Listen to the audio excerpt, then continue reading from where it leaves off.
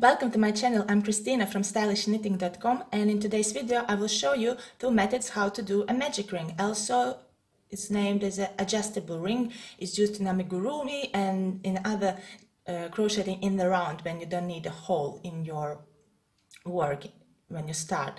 So there are two methods. I will show you first the method I'm using, which I find maybe it's easier, and later I will show you the second method, and you can choose whichever works for you the best.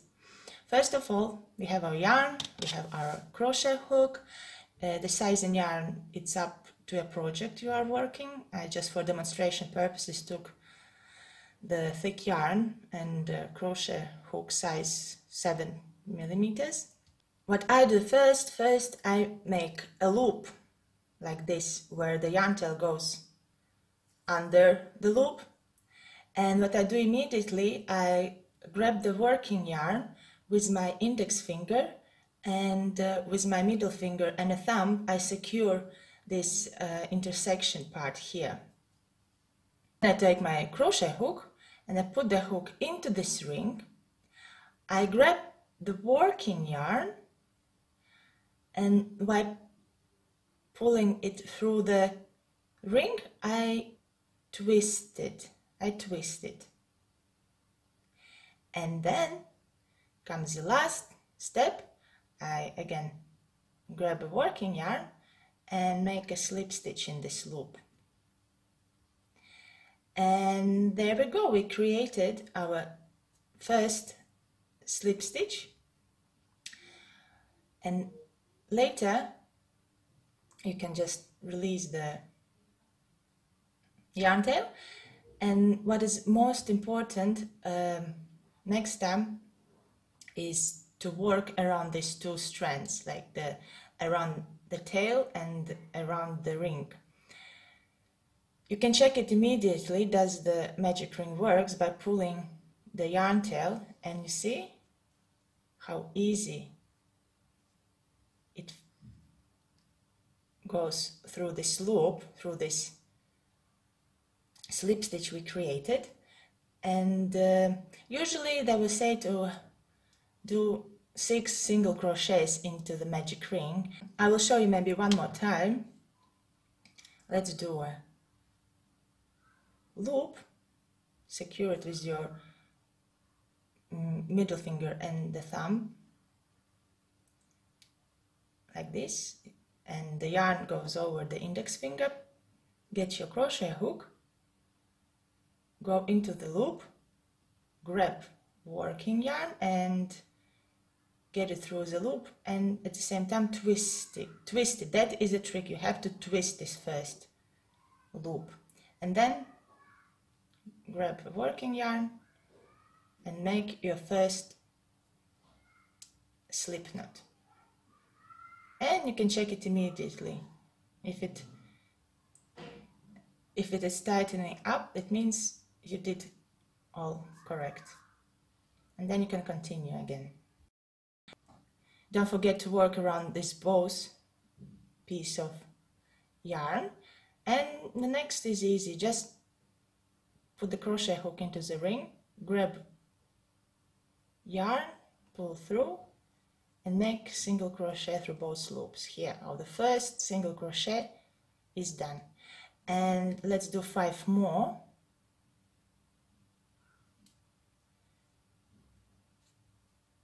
Again, put the crochet hook into the ring, grab a working yarn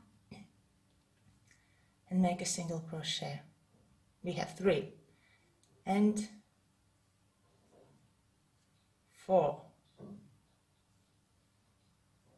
and 5,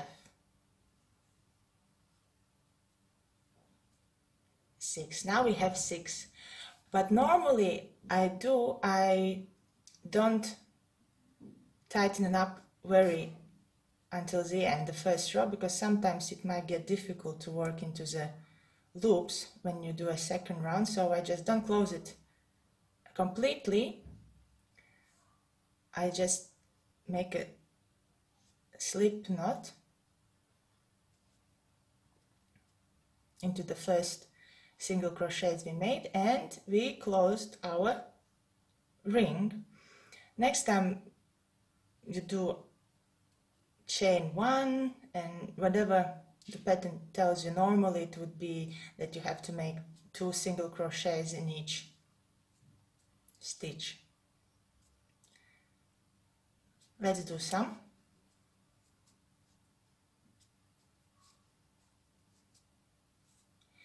And only after I finished my second row, and only then I will just secure it, like close it properly. And here how it looks. There is your magic ring in action. The second method gives you the same result, just it has a little bit different approach for creating the loop. Here is our yarn tail, and we wrap around the index finger and the middle finger by securing the yarn tail, and we create a cross on top of these 2 fingers. We secure the both ends. I will show you one more time. Basically, here is your yarn tail. You hold the yarn tail and make a cross on top of these 2 fingers. The next, how I do, I just put the crochet hook under both strands, but what I need to do, I need to actually grab this top yarn, and I make a move like this, and I get through this loop the top yarn, at the same time twisting it. The twisting part is the part which is a key to the success, because every time when I was doing the magic ring I didn't twist it, and that's why it didn't work out for me. So this twisting part is important. And then I just grab the working yarn again and do a slip knot in this stitch.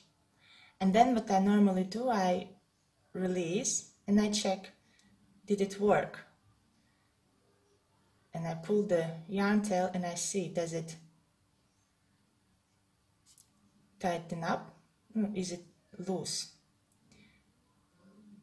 Is it tightening up?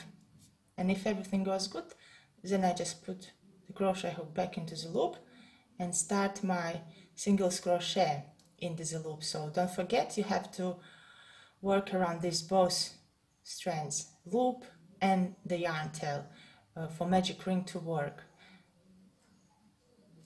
1, 2, 3, 4, 5, 6. As you see, it's absolutely the same, works out absolutely the same. And as I said, I don't like to tighten up very completely after first row, after I do all these 6 or whatever amount of single crochets you need to do, and then I do a slip stitch. Sometimes it might be difficult to get into this first loop, that's why I don't close it completely, so the stitches are a little bit loose. When you get the hang of the magic ring, then it will be very quickly to do. As I said, I'm using the first method, so whenever I need a magic ring, so I'm acting very quickly. So I do the loop, I have my working yarn, I get my working yarn through the loop, and then I have my slip knot,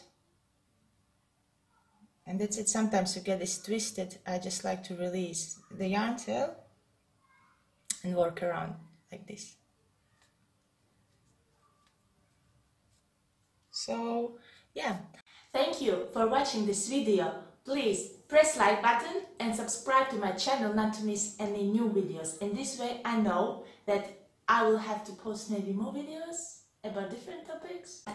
Until then, I just say goodbye and I see you in my next videos.